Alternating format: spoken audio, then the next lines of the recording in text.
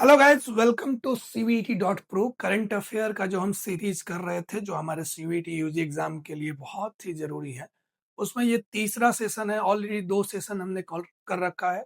Video आपको मिल जाएगा, link में भी आपको मिल जाएगा, आप प्लेटफॉर्म पे भी ढूंढ सकते हैं।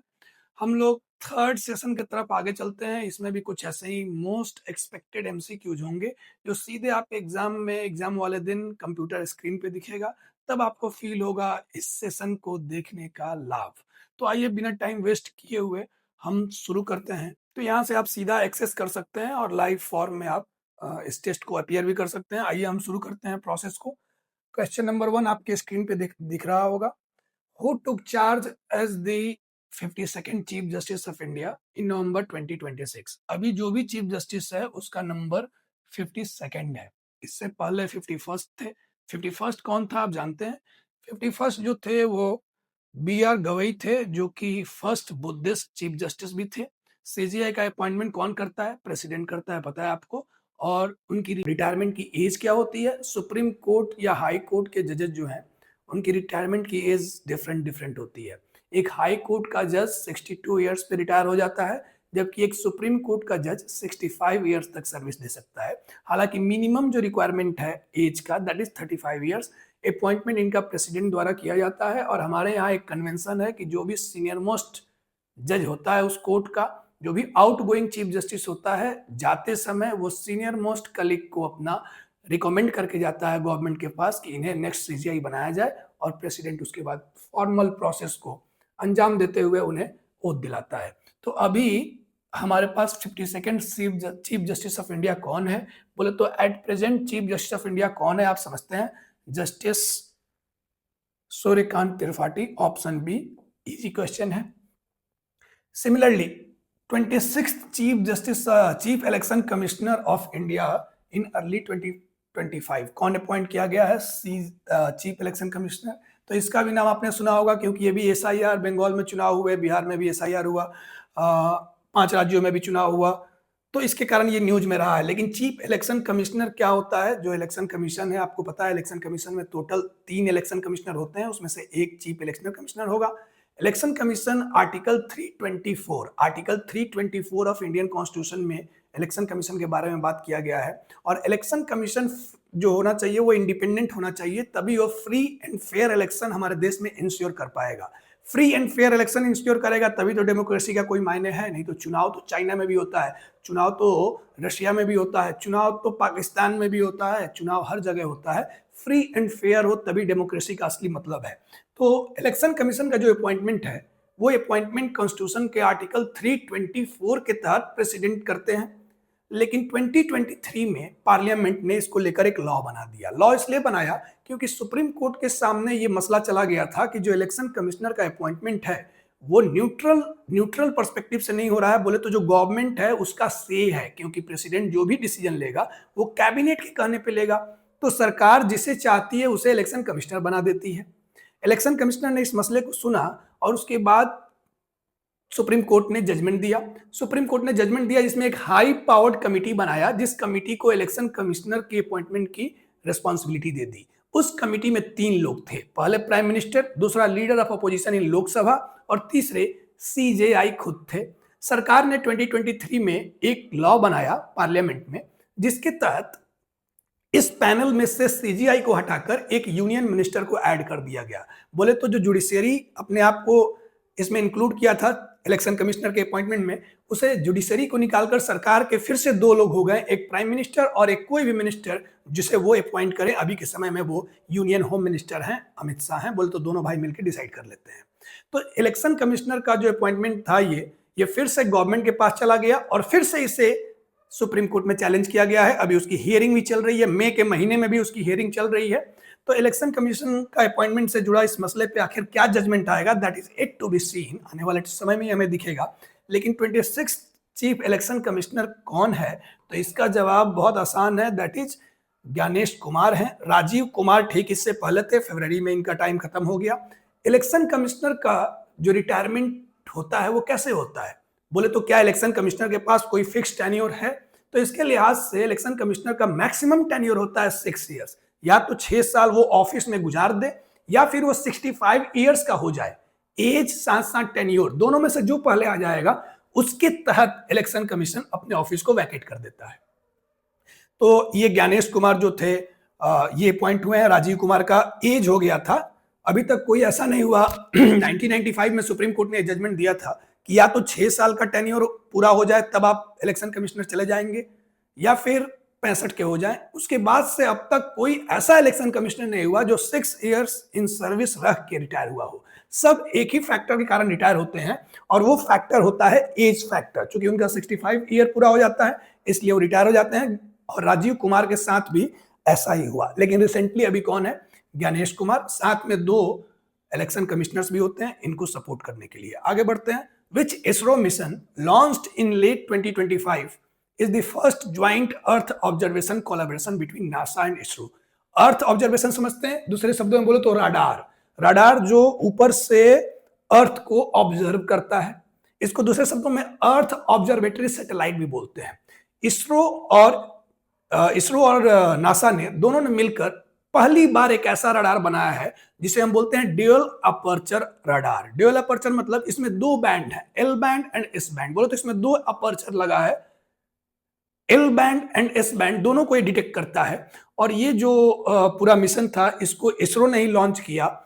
एल बैंड बना था नासा ने बनाकर बहुत कुछ भेजा इधर, इसरो ने भी कुछ कुछ बनाया था, जैसे एस बैंड बनाया था। और ये फाइनली डिप्लॉय किया गया। इसका नाम क्या होगा? तो इसका नाम है निसार। निसार का मतलब क्या है? एन से नासा, आई से इसरो, एस से है सिंथेटिक, ए से अपर्चर एंड आर से राडार। तो ये निसार एक रडार है, first dual band frequency radar है। इसका जो एंटीना है वो सबसे बड़ा एंटीना है, अभी तक जितने भी रडार हुए हैं सबसे बड़ा ये एंटीना है। मूविंग अहेड, आगे बढ़ते हैं हम लोग।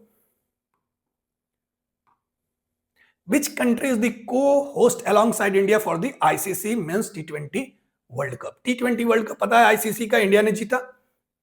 फाइनल इंडिया में ही हुआ था, नरेंद्र मोदी स्टेडियम में हुआ था। लेकिन इसके साथ साथ कोई और भी था जो को होस्ट कर रहा था। कौन सा देश था वो देश था श्रीलंका। आपको पता है कोलंबो में न्यूट्रल वेन्यू पे इंडिया पाकिस्तान का मैच भी हुआ था, तो इंडिया के साथ साथ श्रीलंका भी इसे को होस्ट कर रहा था, याद रखेंगे। टोटल 20 टीम्स जो थी उसमें पार्टिसिपेट की थी इस इवेंट में। इंडिया फाइनली विक्टोरियस इमर्ज हुआ। क्वेश्चन नंबर 5 देखते हैं। Which city was finally selected to host the 2026 edition of Commonwealth games? Commonwealth game को लेकर भी एक विवाद चल रहा था कि कौन उसे फाइनली होस्ट करेगा, और इंडिया ने भी दावा किया था। एंड फाइनली ये यूके गया है, बोले तो स्कॉटलैंड गया है। ग्लासगो स्कॉटलैंड में ये 2026 का एडिशन होस्ट किया जाएगा। कॉमनवेल्थ आप समझते हैं वैसे नेशन जो यूरोपियन, जो बोले तो यूके के, यूनाइटेड किंगडम के कॉलोनी रहे हैं कभी ना कभी, वो सारे नेशन का ये ग्रुप है। कल्चरल एंड हिस्टोरिक टाई के लिए यूके ने ये ग्रुप बनाया था। अभी के समय में इसके 65 मेंबर नेशन है, 56 देश इसके मेंबर हैं। हालांकि कॉमनवेल्थ गेम की बात करें तो इसमें 64 मेंबर्स इस गेम में शामिल होंगे, लेकिन कॉमनवेल्थ नेशन की बात करें तो 56 नेशंस कॉमनवेल्थ के अभी पार्ट हैं। इंडिया भी उसमें से एक है, पाकिस्तान भी है उसमें। कॉमनवेल्थ गेम जो है वो हर 4 साल पे होता है, 4 साल पे एक बार होगा। और इस बार ये जो कॉमनवेल्थ गेम होने वाला है इसमें टोटल 10 स्पोर्ट्स को इंक्लूड किया गया है इस कॉमनवेल्थ गेम में, जो इस साल होने को है। इंडिया में भी हुआ था कॉमनवेल्थ गेम्स, 2010 में हुआ था, यहाँ स्कैम भी हो गया था तभी। और फिर से 2030 में इंडिया में ही ये कॉमनवेल्थ गेम होने वाला है। इंडिया ने बिड दिया था होस्ट करने के लिए, उसे सक्सेसफुली मिल भी गया है। ये गुजरात में होस्ट किया जाएगा 2030 में कॉमनवेल्थ गेम। इस साल कहां होगा? ग्लासगो में। Which city hosted 2025 G20 summit, the first to be held on the African continent? G20 आप समझते हैं, वैसे तो इसमें 21 मेंबर हैं, अफ्रीकन यूनियन भी शामिल हो चुका था। दिल्ली में ही जब हुआ था 2023 में, तो अफ्रीकन यूनियन इसका नया मेंबर बना था, इसलिए टोटल नंबर 21 हो गया। और उसके बाद ये पहली बार अफ्रीका में, अफ्रीकन कॉन्टिनेंट में बोले तो पहली बार G20 को होस्ट किया गया। और किसने इसे होस्ट किया है? तो जाहिर सी बात है, अगर आप इसमें देखेंगे तो सिर्फ एक ही देश है जो अफ्रीकन कंट्रीज है, that is south Africa. Indonesia south east Asia में है, एशिया का है। इंडिया तो आप जानते हैं। ब्राजील साउथ अमेरिका में है। तो अफ्रीका एक ही देश ही है, साउथ अफ्रीका, उसने होस्ट किया। 2026 में G20 कौन होस्ट करने वाला है? यूनाइटेड स्टेट होस्ट करने वाला है 2026 में। ये G20 क्या है? ये एक इकोनॉमिक प्लेटफॉर्म है, ये ग्रुप ऑफ नेशन है, डेवलपिंग इकोनॉमीज हैं, जो 2008 में बना था। 2008 में आपको पता है ग्लोबल क्राइसिस आई थी, इकोनॉमिक क्राइसिस, यूएस की इकोनॉमी कोलैप्स कर गया था एंड सिमिलरली सारे वेस्टर्न वर्ल्ड का। तो वहां से एक अल्टरनेटिव निकालकर G20 बनाया गया। पाकिस्तान इसका मेंबर है क्या, आप बताएंगे? G20 का मेंबर पाकिस्तान है, कमेंट बॉक्स में आप बताइएगा। आगे बढ़ते हैं। APAAR ID recently in the news is related to which sector? APAAR, APAAR बोले तो ऑटोमेटेड, एक से मतलब है, अभी आप समझ जाएंगे, इसका फुल फॉर्म जानेंगे आप समझ जाएंगे क्या है। ए से इसका मतलब है ऑटोमेटेड, ऑटोमेटेड मतलब ऑटोमेटिक, जाहिर सी बात है। पी से है परमानेंट, ऑटोमेटेड परमानेंट। ए से है एकेडमिक एंड ए से है अकाउंट और आर से है रजिस्ट्री। तो मतलब क्या होगा इसका? Automated permanent academic account registry. Academic account से क्या फील हो रहा है? ये जाहिर सी बात है एजुकेशन से जुड़ा होगा। तो दूसरे शब्दों में अपार आईडी जो है ये 12 डिजिट का एक सिस्टम है, 12 डिजिट का एक नंबर आपको मिल जाएगा, यूनिक नंबर जिसे बोलेंगे। और ये काइंड ऑफ ऐप होगा जिसके दूसरे शब्दों में बोले तो एडुलॉक।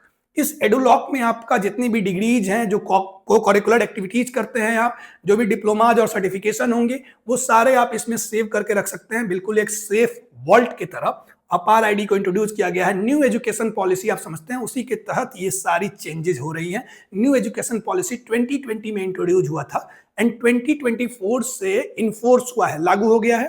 तो ये किस मुहिम के तहत है? ये मुहिम का नाम जो है न्यू एजुकेशन पॉलिसी, तो एक अम्ब्रेला स्कीम हो गया, अम्ब्रेला पॉलिसी हो गया। उसके तहत ये जिधर फॉल करेगा one nation one student ID के सेक्टर में। जाहिर सी बात है सीनियर सिटीजन का है नहीं, अटल पेंशन योजना है, डिजिटल हेल्थ रिकॉर्ड होगा नहीं, फार्मर का लैंड रिकॉर्ड के लिए होगा नहीं।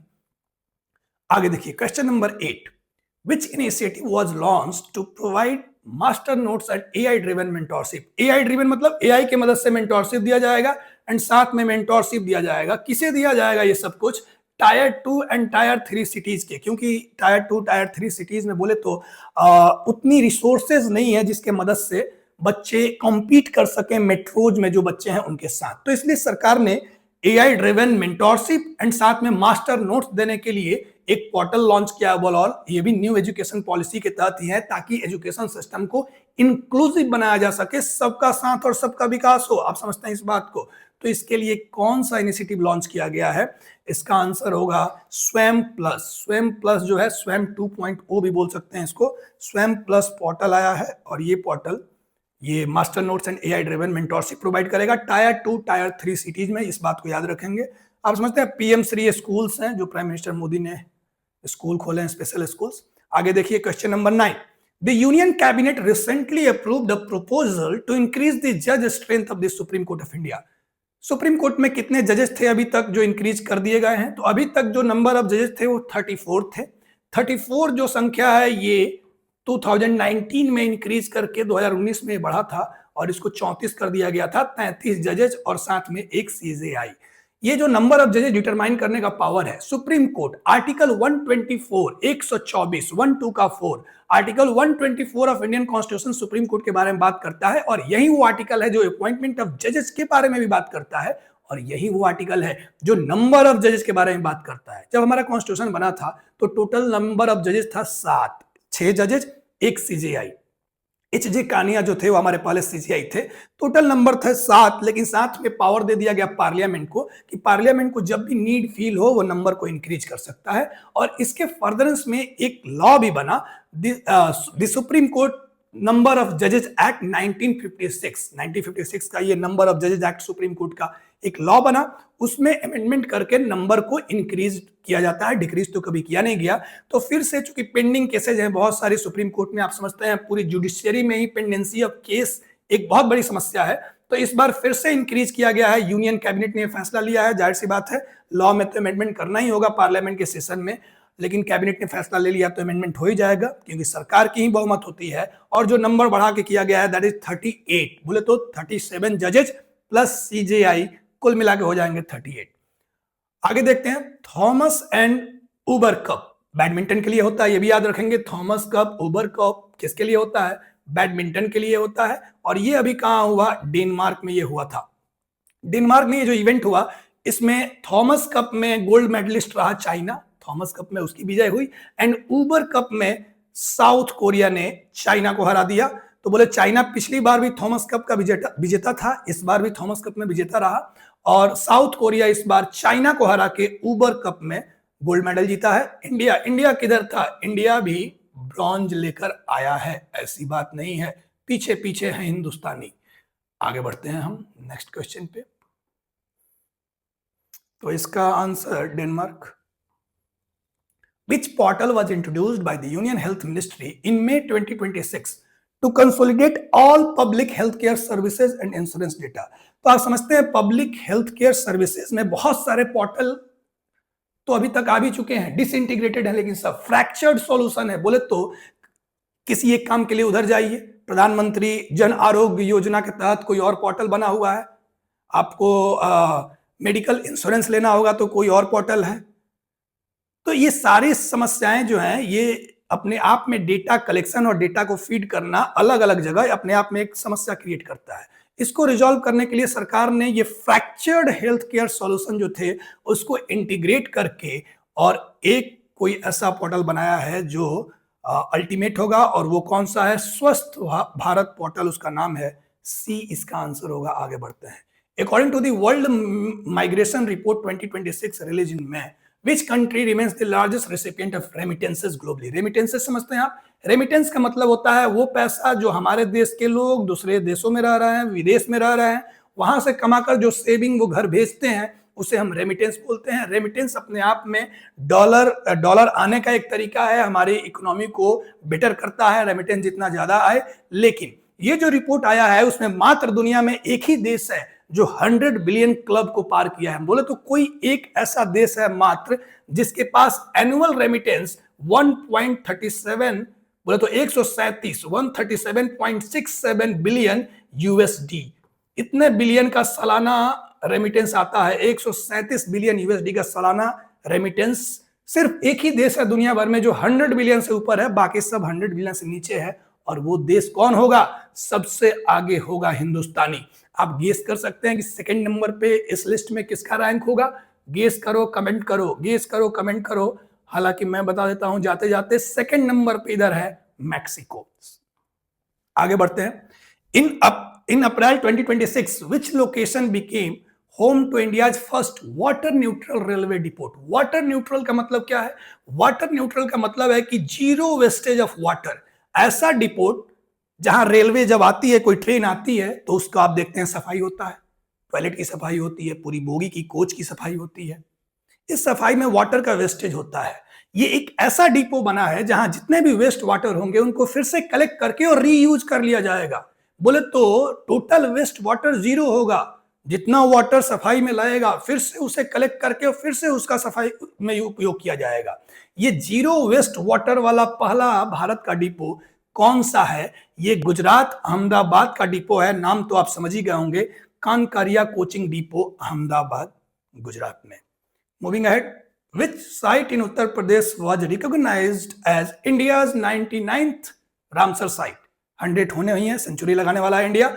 और ये शेखा झील बर्ड सेंचुरी है। शेखा झील, पिछली वीडियो में भी हमने रामसर साइट के बारे में बात किया था कि रामसर कन्वेंशन कब हुआ था, कितने मेंबर्स हैं, भारत में कितना रामसर साइट है। तभी छत्तीसगढ़ का पहला रामसर साइट ऐड हुआ था। और दुनिया में सबसे ज्यादा रामसर साइट किधर है? So we all have discussed. ये वेटलैंड के बारे में बात करता है, बात किया है हमने इसके बारे में। ये नया एडिशन जो उत्तर प्रदेश में हुआ है दैट इज शेखा झील बर्ड सेंचुरी। और ये नंबर कितना हो गया इसी के साथ इंडिया के रामसर साइट्स का? 99 हो गया। मूविंग अहेड, आगे बढ़ते हैं। What was the theme for world earth day? World earth day कब मनाते हैं? 22 अप्रैल को पृथ्वी दिवस मनाते हैं हम लोग। हर साल कुछ ना कुछ थीम होता है। 2023 में प्लैनेट वर्सेस प्लास्टिक थीम था।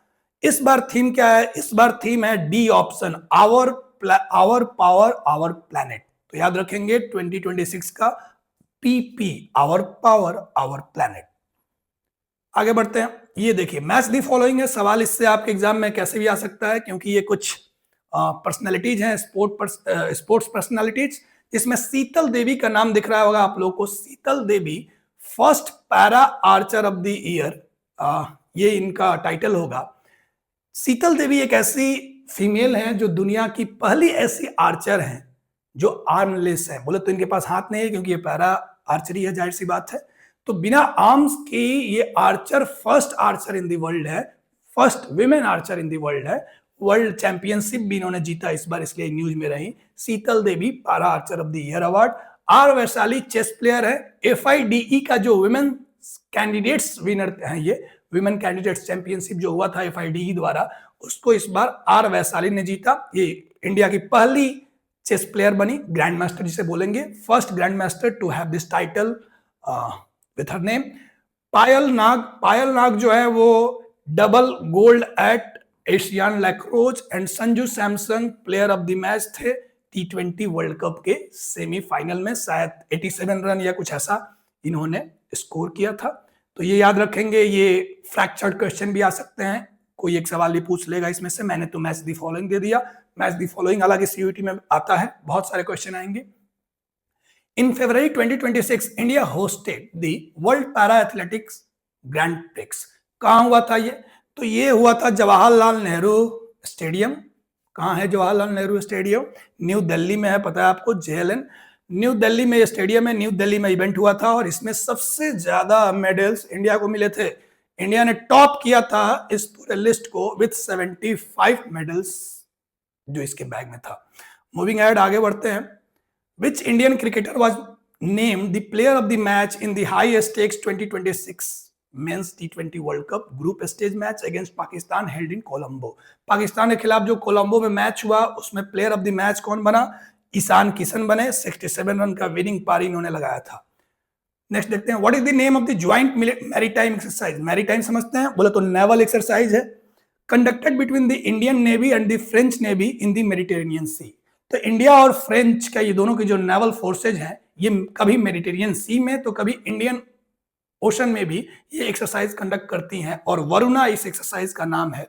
डेजर्ट नाइट भी मिलिट्री एक्सरसाइज ही है, लेकिन ये ट्राइलेटरल मिलिट्री एक्सरसाइज है। फ्रांस, UAE और इंडिया तीनों की एयर फोर्स ये एक्सरसाइज करती हैं। शक्ति भी मिलिट्री एक्सरसाइज है फ्रांस के साथ, और गरुड़ा भी मिलिट्री एक्सरसाइज है फ्रांस के साथ। लेकिन शक्ति जो है वो आर्म फोर्सेस के बीच होता है, और गरुड़ा जो है वो फ्रांस और इंडिया के एयर फोर्स के बीच होता है। फ्रांस एंड इंडिया के नेवल फोर्स के बीच होता है। वरुणा इस बार किधर हुआ? मेडिटेरेनियन सी में, कभी कभी ये इंडियन ओशन में भी होगा। आगे बढ़ते हैं। Which international organization released the Global Water Security Report in March 2026?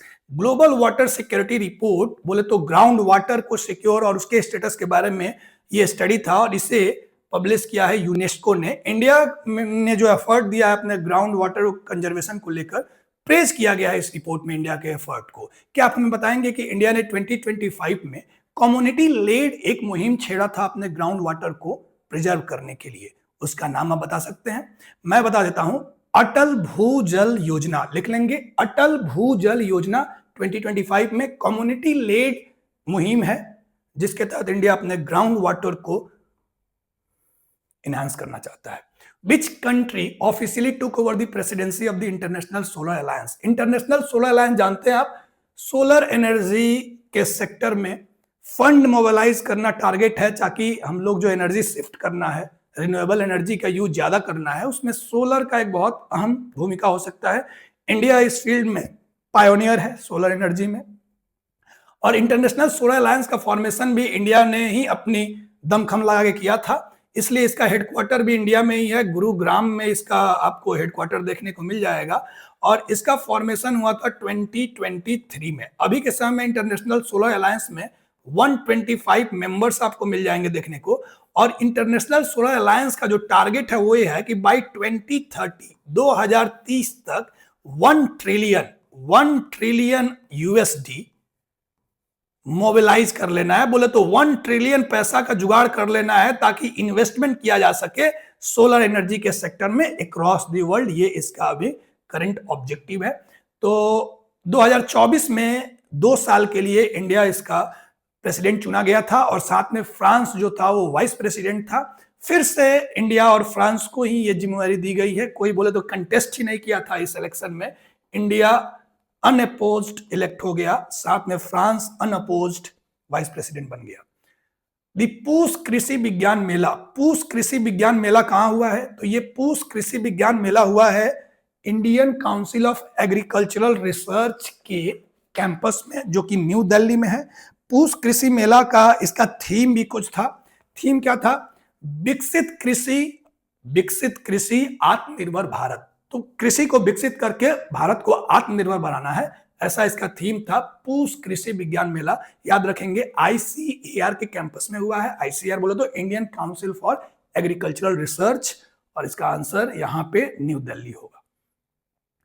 Which states Tableau one the best Tableau award? समझते हैं, झांकी जो आती है हमारे 26 जनवरी को झांकी पेश की जाती है राजपथ पे, आपने देखा होगा। तो कौन से स्टेट के टैबलो को बेस्ट टैबलो अवार्ड मिला था पीपल्स चॉइस में? तो यहां पूछ रहा है पीपल्स चॉइस। पीपल चॉइस मतलब क्या? लोगों ने किसे चुना। तो ये जो है माई गवर्नमेंट पोर्टल जो है वहां पे ऑनलाइन वोटिंग हुई थी, लोगों ने वोट किया था, और लोगों ने जिसे ज्यादा वोट किया उसे ये अवार्ड दिया गया। और ये गुजरात का टैबलो था। गुजरात के टैबलो को पीपल्स चॉइस में बेस्ट टैबलो बोला गया। ये थीम था आत्मनिर्भर Bharat, self reliance and Vande Mataram, इसके इर्द गिर्द इसका थीम था। हालांकि बेस्ट टैबुला ज्यूरी कैटेगरी में, ज्यूरी द्वारा जो वहां लोग सेलेक्ट जज बैठे हैं, उस कैटेगरी में ये महाराष्ट्र के पास ये अवार्ड गया। लेकिन यहाँ पीपल्स चॉइस है तो हमारा आंसर गुजरात होगा। प्रवासी भारतीय दिवस, पता है 9 जनवरी 1915 को महात्मा गांधी भारत आए थे, और उन्हीं को याद करते हुए 2003 से प्रवासी भारतीय दिवस मनाया जाता है, इंडियन डायस्पोरा डे, 9 जनवरी को। ये बाईएनियल कार्यक्रम है, हर 2 साल में एक बार इसको सेलिब्रेट किया जाता है। और इस बार होस्ट करने का मौका किसे मिला? इस बार इसे होस्ट करने का मौका मिला था भुवनेश्वर, उड़ीसा को मिला था। Moving ahead, who was appointed as the new vice chairman of NITI Aayog? NITI Aayog को आप जानते हैं, नीति आयोग थिंक टैंक है इंडिया का। इंडिया की जो पॉलिसी है वो पॉलिसी कैसी होनी चाहिए ताकि विकास होता रहे, उसको सोचने का काम है नीति आयोग का। National institute for transforming India 2014 में मोदी जी ने आते ही इसे बनाया था। प्लानिंग कमीशन पहले हुआ करता था, उसे रिप्लेस करके नीति आयोग आया था, और नीति आयोग के वाइस चेयरमैन का रिसेंटली अपॉइंटमेंट हुआ है। कौन है? तो अगर आप बता रहे हैं सुमन बेरी, तो सुमन बेरी थे, वो अभी हट चुके हैं, और उनके जगह पे ही तो नया अपॉइंटमेंट हुआ है, and that is Ashok Kumar Lahiri. याद रखेंगे, AK Lahiri, new vice chairman of NITI Aayog. Moving ahead, Who won the men's single title at the 2026 Australian Open held in January? Australian open होता किस लिए है, पहले आप ये बताएं। ये किस स्पोर्ट्स से जुड़ा हुआ है? तो ये जुड़ा हुआ है टेनिस से। टेनिस का ये one of the 4 grand slams है। टेनिस, प्रोफेशनल टेनिस में 4 ग्रैंड स्लैम्स होते हैं साल भर में, Australian open, US open, French open and Wimbledon. इसमें ऑस्ट्रेलियन ओपन में इस बार जोकोविच को हराकर कार्लोज ने इस खिताब को जीता है। कार्लोस अल्काराज जो है उसके विनर हैं। नोवाक जोकोविच 10 बार ये टाइटल जीत चुके हैं, वो इस बार नहीं जीत पाए। Hard luck, best of luck. Moving ahead, national youth festival. National youth festival क्यों? क्योंकि स्वामी विवेकानंद का बर्थ एनिवर्सरी सेलिब्रेट करते हुए हमारा देश नेशनल यूथ फेस्टिवल मनाता है। और इस बार नेशनल यूथ फेस्टिवल कहां मनाया गया? तो इस बार ये जो नेशनल यूथ फेस्टिवल है वो आसाम में मनाया गया। आसाम समझते हैं आप। और इस बार जो नेशनल यूथ फेस्टिवल था उसका जो थीम था, थीम आप बता सकते हैं क्या कमेंट बॉक्स में? थीम क्या था? थीम था ignite the self, impact the world. Ignite the self, खुद में आग लगा दो, इंपैक्ट द वर्ल्ड, दुनिया पे इंपैक्ट दिखना चाहिए। ये इस बार का नेशनल यूथ फेस्टिवल 2026 का थीम था। तो इसका आंसर क्या होगा? हुआ कहां था? बहुत आसान सवाल, आसाम में हुआ था। आगे चलते हैं। Which Indian state was officially named the Surajkund international crafts Mela partner nation? Surajkund international craft Mela जो है इसका अभी 40 साल हो चुका था। 40 साल जब हो जाता है किसी भी चीज का तो उसका जुबली भी मनाते हैं, जुबली सेलिब्रेशन भी होता है, उसको बोलते हैं रूबी जुबली। 40 साल रूबी जुबली, 25 साल पे होता है सिल्वर, 40 साल पे रूबी, 50 पे गोल्डन और 75 पे डायमंड। तो ये कौन से स्टेट था? तो इसका आंसर है सिक्किम। सिक्किम स्टेट जो था वो पार्टनर था। और एक सवाल और, साथ में साउथ कोरिया भी था इसमें, जो ऑफिशियल नेशन था इस पूरे मुहिम में। कोरियन स्टाइल के स्टाइल भी क्राफ्ट्स इधर प्रेजेंट किए गए, दिखाए गए। तो साउथ कोरिया और सिक्किम याद रखेंगे। According to the union budget 26-27, what is the targeted fiscal deficit?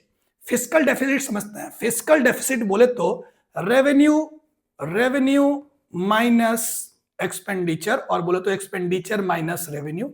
Expenditure ज्यादा होता है और रेवेन्यू कम, बोले तो आमदनी अठन्नी खर्चा रुपया, ऐसे में चला जाता है फिस्कल डेफिसिट में सिचुएशन।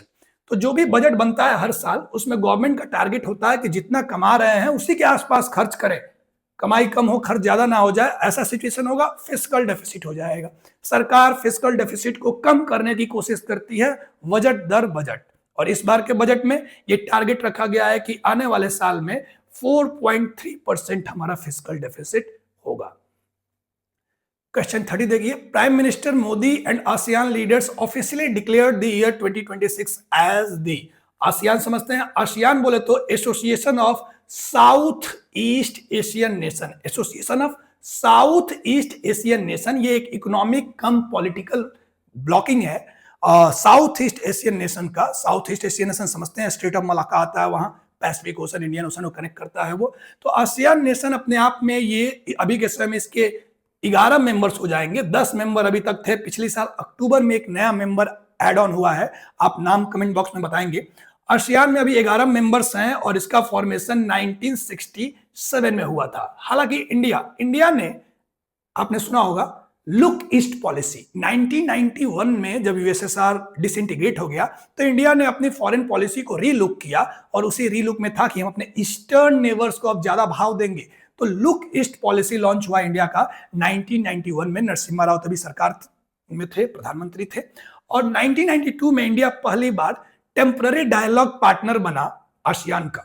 92 में टेम्पररी डायलॉग पार्टनर बना, 96 में परमानेंट डायलॉग पार्टनर बन गया, और फिर 2022 में बोले तो 2022 आते आते इंडिया और आसियान नेशन के बीच कॉम्प्रिहेंसिव स्ट्रेटेजिक पार्टनरशिप डेवलप हो चुकी थी। कॉम्प्रिहेंसिव स्ट्रेटेजिक पार्टनरशिप के तहत इंडिया आसियान के समिट्स भी होते रहे, और 2026 को दोनों जो ब्लॉगिंग्स हैं इन्होंने क्या बताया है, ASEAN India year of maritime cooperation. Maritime cooperation समझते हैं आप लोग, जो इंडियन ओशन है उस रीजन में हम लोग आपस में कोऑपरेट करेंगे। इंडो पैसिफिक भी एक अपने आप में टर्म आता है, उधर भी इंडिया का अपना इंटरेस्ट है, तो याद रखेंगे ASEAN India year of maritime cooperation. Maritime बोले तो समंदर में हम लोग आपस में कोऑपरेट करेंगे, क्योंकि ये वैसे भी समंदर में ही ये सारे नेशन स्टेट फॉल करते हैं।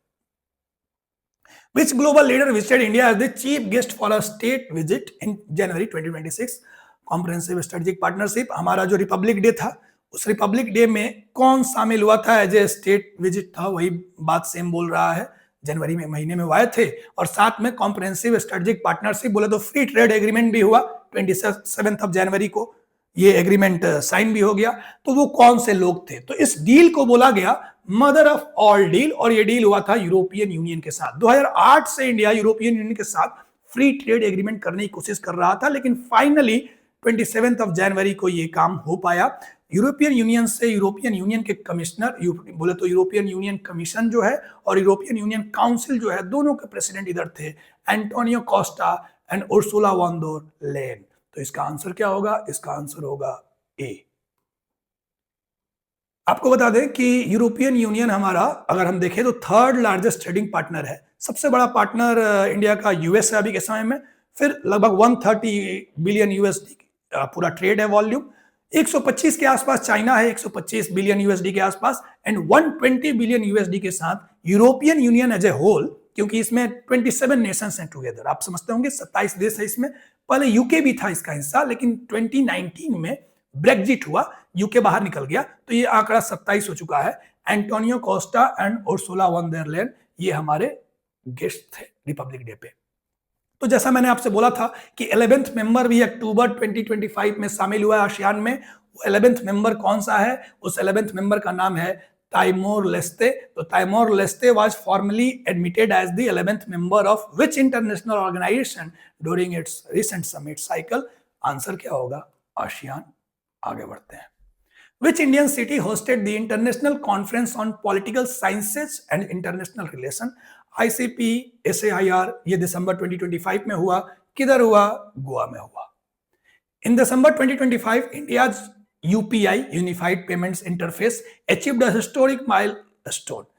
Approximately how many transactions were processed during this month? एक महीने में लगभग 21.6 बिलियन ट्रांजेक्शन हुए हैं। अपने आप में एक माइलस्टोन अचीवमेंट है ये। टोटल बोले तो लगभग 28 बिलियन के आसपास एक महीने का ट्रांजेक्शन था। 28 बिलियन यूएसडी के आसपास 1 बिलियन का ट्रांजेक्शन था और टोटल नंबर ऑफ ट्रांजेक्शन एक महीने में 21.6 बिलियन। ये यूपीआई कैसे इंडिया के डिजिटल पेमेंट सिस्टम का बैकबोन बन चुका है आपको दिख पा रहा होगा और दुनिया भर के देश तो आप इसे कॉपी करना चाहते हैं। यूएई, फ्रांस के साथ तो बातें भी आगे बढ़ चुकी हैं। What was the gross GST collection recorded for the month of December 2025, reflecting resilient domestic demand? तो जीएसटी 2.0 आया था, आपको पता है, दशहरे के टाइम में, और जीएसटी 2.0 आने के बाद ईयर ऑन ईयर ग्रोथ देखने को मिला है। More than 6% of year on year growth है। बोले तो दिसंबर 2024 में जितना जीएसटी कलेक्शन हुआ था उसके मुकाबले 6% की ग्रोथ दिसंबर 2025 में देखने को मिला। और टोटल कलेक्शन का नंबर क्या था? That was D 1.75 lakh crore. आगे देखते हैं, who was appointed as the managing director and CEO of Airtel India. तो एयरटेल इंडिया का मैनेजिंग डायरेक्टर, सीईओ चेंज हुआ है और कौन बना है? शाश्वत शर्मा बने हैं। याद रखिएगा, शाश्वत शर्मा, सीईओ एयरटेल इंडिया। आगे बढ़ते हैं। इन दिसंबर 2025 J. Venugopal was appointed as the president and CEO of which major Indian retail entity? Reliance Retail Ventures। Reliance Retail Ventures, याद रखिए, रिटेल वाला जो पार्टिकुलर कंपनी है उसका, पूरे रिलायंस का नहीं। रिलायंस रिटेल वेंचर्स के सीईओ बने हैं कौन? जे वेणुगोपाल। आगे बढ़ते हैं। World summit on disaster management 2025 held in December 2025 focused on strengthening international cooperation for building resilient communities. Where was this summit hosted? ये समिट, चूंकि डिजास्टर बहुत है तो डिजास्टर जो भी इधर दिख रहा है वो सब डिजास्टरस स्टेट ही हैं, लोकेशंस हैं, लेकिन ये जो हुआ था ये देहरादून में हुआ था, उत्तराखंड। याद रखेंगे, disaster management Dehradun. In December 2025, Prime Minister Modi became the first Indian leader to receive the highest national honor of which African nation? आपको पता है प्रधानमंत्री मोदी अक्सर घूमते रहते हैं और बहुत सारा छोटा छोटा देश उन्हें बड़ा बड़ा अवार्ड देता है।